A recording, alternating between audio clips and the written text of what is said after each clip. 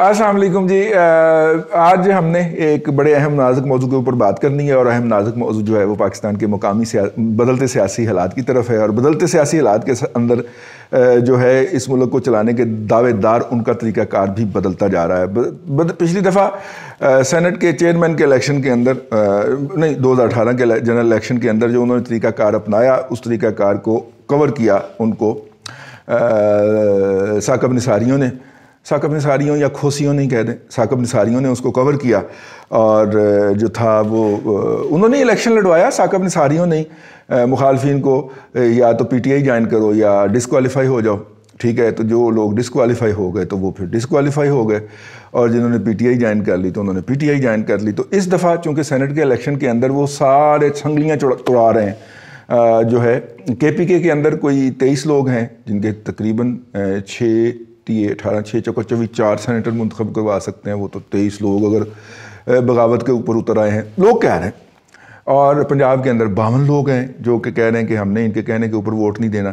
تو اب اتنے لوگوں کو خفیہ کالوں کے ذریعے، بے نامی کالوں کے ذریعے، کالے ڈالوں کے ذریعے، یا گھر کے باہر جو ہے وہ اوبر کی گاڑی کھڑی کر کے، اور اس کا جو ہے وہ سافٹ ویئر جو ہے وہ ذرا سٹک اپ ہو جاتا ہے. پھر ٹھیک ہے، یہ بہانہ کرتے ہیں وہ آج کل میری بار بھی کھلوتی ہوئی ہیں، کی ہوا ہی 2 گھنٹے تک کھلوتا ہے، کی ہوا ہے، اور جی میرا سافٹ ویئر سٹک اپ ہو گیا. ٹھیک ہے، تو سافٹ ویئر سٹک اپ کر کے نہیں کنٹرول کیا جا سکتا. لوگوں کی تعداد بڑھ گئی ہے. تو لوگوں کی تعداد بڑھنے کے لیے تو پھر ہم نے طریقہ کار نیا اپنا لیا کہ ثاقب نثار کی اور کھوسوں کی اور اس طرح کی جو پاناما باقیات ہیں ان کو روب عمل لے آئے. اور اس کا آپ کو نظر بھی آ رہا ہے، ہم جی کسی کی شان کے اندر کو گستاخی کرنے کا کوئی ارادہ نہیں رکھتے. تو اب طریقہ کار یہ ہے کہ یہ معاملہ جو ہے اس کو عدالت میں ایک تلوار کے طور پہ لٹکا کے رکھا جائے، اور تاکہ ان لوگوں کو، یہ جو باغی ہیں نا، باغیوں کو یہ خبر ہو جائے کہ جناب ہم جو ہیں وہ اب اس میں جو بغاوت مظفر گڑھ سے برآمد ہوئی ہے، اس بغاوت کے اندر تو یہ ہے نا کہ یہ لوگ عمران خان کی ٹکٹ کے اوپر منتخب نہیں ہوئے تھے، یہ لوگ تو انڈیپینڈنٹ منتخب ہوئے تھے. اور پھر ان کو خفیہ نمبروں سے کہا گیا تھا کہ تم پی ٹی آئی میں چلے جاؤ اور پٹا پہن لو 2 رنگا اپنے گلے کے اندر، اور پھر انہوں نے پہن لیا تھا جا کے. ٹھیک ہے نا، ان میں سے بیشتر تو کہتے تھے کہ وہ ہم سے ہاتھ بھی نہیں ملاتا، حالانکہ اس وقت کرونا بھی نہیں تھا. یہ ہم سے ہاتھ ہی نہیں ملاتا کیونکہ اسے پتا ہے کہ یہ جو ہیں وہ میری طرف گھیر کے بھیجے گئے. ٹھیک ہے نا، ان کی کیا اوقات ہے، یہ نہ آتے. یہ ایروگنس تھی نا اس کے اندر، اور ابھی بھی ہے. تو لہٰذا اب تعداد اتنی بڑی باغیوں کی بڑھ گئی ہے کہ اس کو ڈالے کم پڑ گئے. باغیوں کی تعداد اتنی زیادہ بڑھ گئی ہے کہ ڈالے کم پڑ گئے. تو ڈالے کم پڑ گئے تو اب کیا کیا جب ایک بڑا سارا جو ہے نا وہ انسٹرومنٹ استعمال کیے جائے. کچھ لوگ آج مجھے وہ رانا سہیل صاحب ہیں جی، ہمارے دوست کینیڈا میں چلے گئے ہوئے ہیں، جرنلسٹ تھے، وہاں پہ جا کے انہوں نے دوسرا کام شروع کر لیا. لیکن چور چوری سے جائے، ہیرا پھیری سے تو نہ جائے.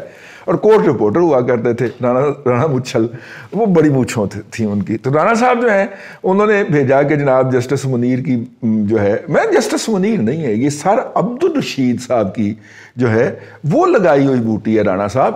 اور سر عبدالرشید صاحب پاکستان کے پہلے نان گورا چیف جسٹس تھے، اگر آپ کو یاد ہو. یہ تو منیر تو جو تھے یہ تو مطلب کہ احمدی کوٹے سے ایلیویٹ ہوئے تھے نا، ان کی تو بات ہی نہ کریں آپ. ٹھیک ہے، سر عبدالرشید صاحب کون تھے؟ سر عبدالرشید صاحب وہ اس 3 رکنی کمیٹی کے ممبر تھے جو کہ وائس رائے نے بنائی تھی. اور وائس رائے نے بلا کیا اسائنمنٹ دی تھی، انہوں نے کہا تھا کہ پورا ہندوستان ہم ان کے حوالے نہیں کر سکتے انڈینز کے نا، یہ ابھی پہلے سیکولر کر کے تو اس میں سے سیکولرزم کا کوئی 50-60 سال اپنے اوپر ایک طاری رکھیں گے، اور اس میں سے پھر نکالیں گے اپنا ہندوازم، اور اس کے بعد پھر ہم سوچیں گے کہ پورے کا پورا بر صغیر ان کے حوالے کیسے کرنا ہے. تو اگر آپ دیکھیں پاکستان کے اندر جب بھی ان کی حکومت آئی ہے، یعنی کہ مارشاء اللہ لگا ہے، تو انہوں نے کوئی نہ کوئی پاکستان کا حصہ ان کے حوالے کیا ہے. میرا تاریخ سے ڈرائیو کیا وہ سبق ہے، آپ نہ اس سے اتفاق کریں. پاکستان میں جب بھی کوئی حکومت آئی ہے تو انہوں نے کوئی نہ کوئی سمبولکلی صحیح بھلے سیالکوٹ کے پاس کوئی کیا کہتے ہیں اس کی گردوارے کی جگہ ہی صحیح وہ حوالے ضرور کرتے ہیں، اور اپنے ہاتھ سے جا کے کرتے ہیں، اور سلوٹ بھی مارتے. آپ کو دیکھیں کہ اس دفعہ انہوں نے اتنا ہیملیٹ کیا ہے کہ انہوں نے سلوٹ قبول نہیں کیا، انہوں نے اپنا ایک MP بھیج دیا سندھو کہ جا تو سلوٹ وصول کر. ٹھیک ہے نا، ان کا پرائم منسٹر نہیں آیا. ادروائز ان سے سلوٹ لینے کے لیے ان کا ہر دفعہ کا سٹنگ پرائم منسٹر آتا ہے جو یہاں پہ ماشاءاللہ لگاتے ہیں. خطرناک بات ہو گئی. چلو واپس آئے. ٹھیک ہے نا، تو وہ جو سار عبد الرشید کمیٹی چھوڑیں جی، سار عبد الرشید اس کمیٹی کے ممبر تھے. اس کے اندر ایک جو تھا وہ ہندو تھا اور ایک جو تھا وہ اس وقت بدھ مذہب کے کچھ صاحب تھے. ٹھیک ہے، تو انہوں نے کہا تھا کہ جی پہلے یہ والا حصہ دے دیں ان کو، تو باقی پھر قسطوں میں ان کے حوالے کر دیں گے. اتنی دیر میں یہ اپنی گورننس کو سٹرونگ کر چکے ہوں گے. اور گورننس کو سٹرونگ کر کے یہ ایک ڈاکومنٹ ہے جی، یہ کنسپائریسی تھیوری کا ایک ڈاکومنٹ ہے جو ایگزسٹ کرتا ہے. ہم اس کو کنسپائریسی تھیوری کہہ سکتے ہیں، لیکن اس ڈاکومنٹ میں کیا کریں، بہت کچھ لکھا ہوا ہے. تو یہ ہے جی صورتحال. تو یہ سر عبد الرشید کی باقیات ہے. سر انہوں نے یہاں پہ کوئی انصاف کا نظام نہیں قائم ہونے دینا، کیونکہ میری تعمیر میں مضمر ہے ایک صورت خرابی کی. ٹھیک ہے، اس عدلیہ کے اندر جو بھی شخص نیچے سے ایلیویٹ ہو کے آیا ہے، اس شخص نے جتنا گند مچایا ہے وہ ہماری تاریخ کا حصہ ہے. اور اس عدلیہ کے اندر ذلہ جیسے جو لوگ جو کہ اور فائز عیسیٰ جیسے جو لوگ جو ڈائریکٹ آئے ہیں، ٹھیک ہے نا، اعلیٰ عدلیہ کے اندر ڈائریکٹ آئے ہیں، بلکہ اوپر آئے ہیں. ٹھیک ہو گیا نا. اگر کچھ ڈیلیور کیا ہے تو انہوں نے کیا ہے. آپ اٹھا کے دیکھ لیجئے، جب دور تھا کہ بیوروکریسی سے بھی جج آیا کرتے تھے، ان ججوں نے تو کچھ 4-5 اچھی ججمنٹس دے دی ہوں گی، لیکن یہ جتنے بھی لائر فرٹرنٹی سے اوپر گئے ہیں، چونکہ ان سسٹم کا حصہ تھے، انہیں پتا تھا ہمارا کام کیا ہے، ہم کس نظام کا حصہ ہیں اور ہمیں کیا ڈیلیور کرنا ہے. انہوں نے اس ملک کے ساتھ، اس ملک کے لوگوں کے ساتھ، اس ملک کے قانون کے ساتھ، اس ملک کے آئین کے ساتھ ہمیشہ وہی کیا ہے جو ہندی فلموں میں ہوتا ہے، بلااتکار. ٹھیک ہے، خیر یہ ہے جی ایسے ہی. تو اب انہی کو پھر اسائنمنٹ دی گئی ہے، ٹھیک ہے، کہ آپ جو ہے وہ فرنٹ پہ آ جائیں. اور وہ فرنٹ پہ آ گئے، دیکھیں کتنے دھڑلے سے آئے. کورٹ کے اندر کیا پروسیڈنگ چل رہی، کیونکہ فیصلہ ہو گیا، تو اس لیے ہم نے یہ ویلاگ کرنے کی جرت کر لی ہے. لیکن اس سے زیادہ آگے نہیں جانا، ورنہ وہ آج کل بڑے تلے بیٹھے ہیں، وہ کنٹمپٹ میں بلا لیتے ہیں.